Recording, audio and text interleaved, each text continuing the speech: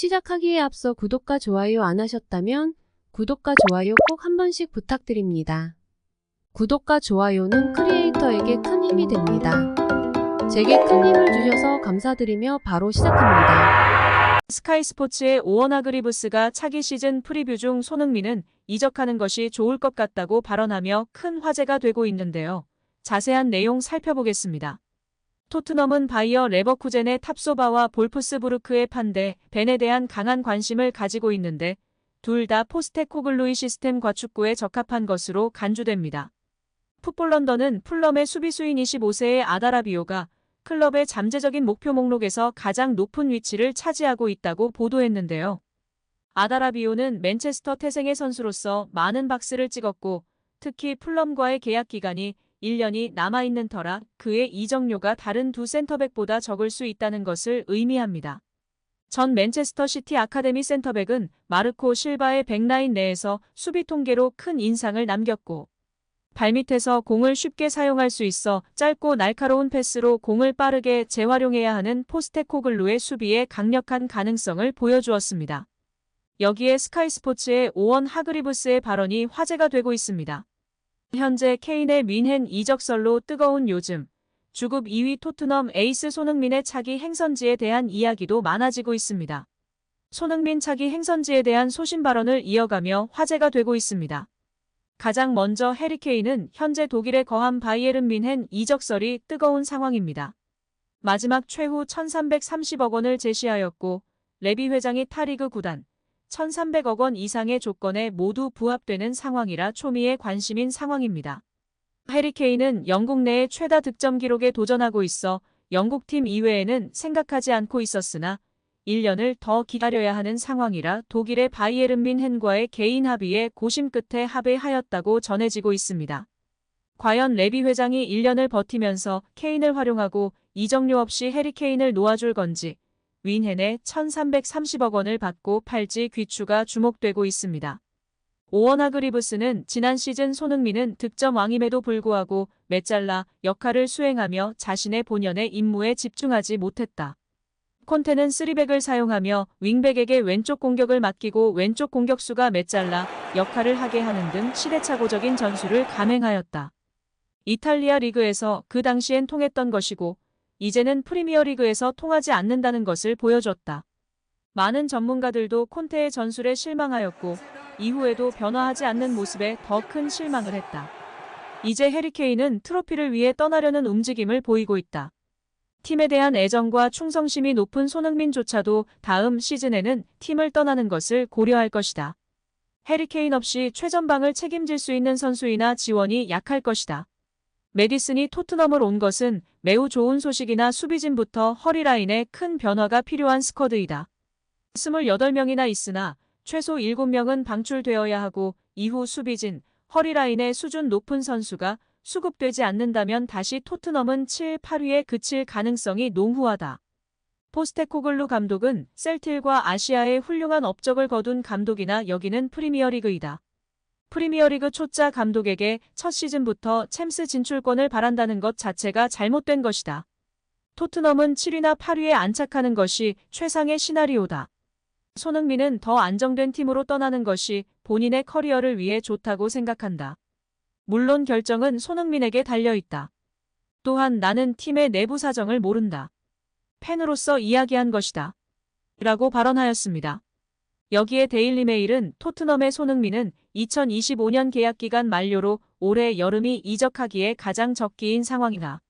훌륭한 사업 수완을 가진 레비 회장이 그를 올 여름에 판매해 높은 이적료를 받으려고 할 것이다 라고 보도했습니다. 과연 손흥민 선수가 탈트넘할 수 있을지 귀추가 주목되고 있는데요. 이번 여름 이적 시장은 6월 중순부터 시작하였고 9월 1일에 종료됩니다. 한국 선수로는 이강인, 김민재 선수가 빅사이닝을 눈앞에 두고 있는 상황이며 우리 손흥민 선수도 탈트넘 소식이 전해지길 간절히 기대하고 응원하고 있는 상황입니다.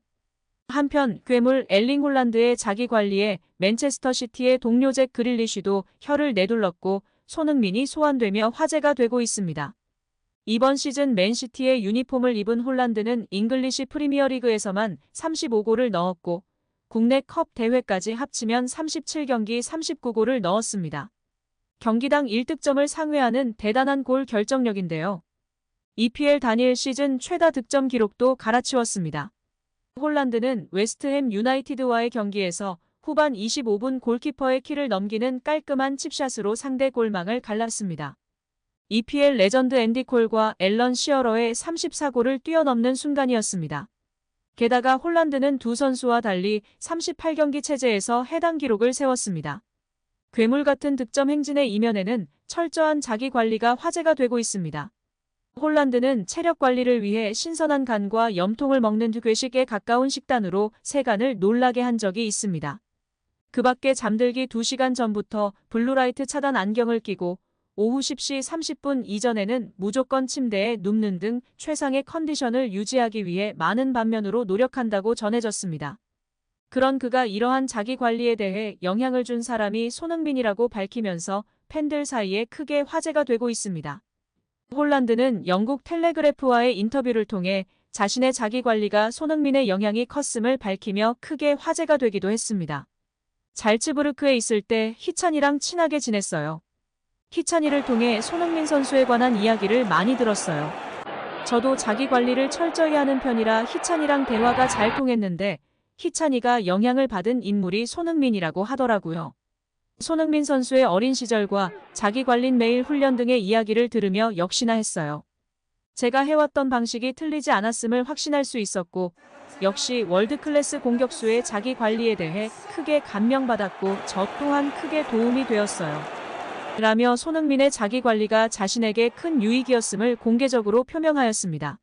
손흥민 선수는 위험하다며 달고 살이 찌는 음식은 조금만 섭취하는 등의 철저한 식단 관리를 해왔습니다.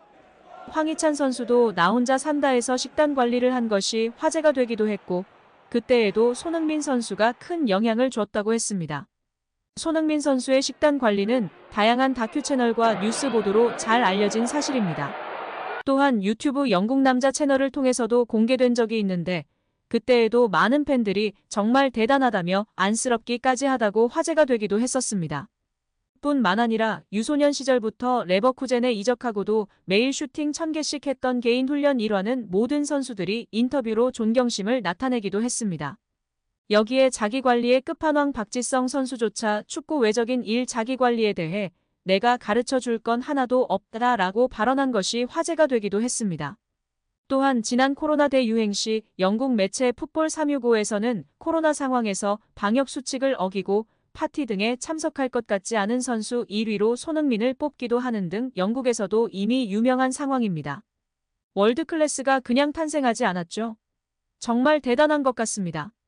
이제 이번 여름 이적 시장에 탈트넘하는 좋은 소식만 전해주시면 감사할 것 같은데요. 손흥민 선수의 토트넘 무사 탈출을 응원합니다. 오늘 영상은 여기까지입니다. 우리 구독자분들의 생각은 어떠신지 궁금합니다. 댓글로 의견을 남겨주시면 감사하겠습니다. 끝까지 시청해주셔서 감사드리며 다음에도 더 좋은 영상으로 찾아뵙도록 하겠습니다.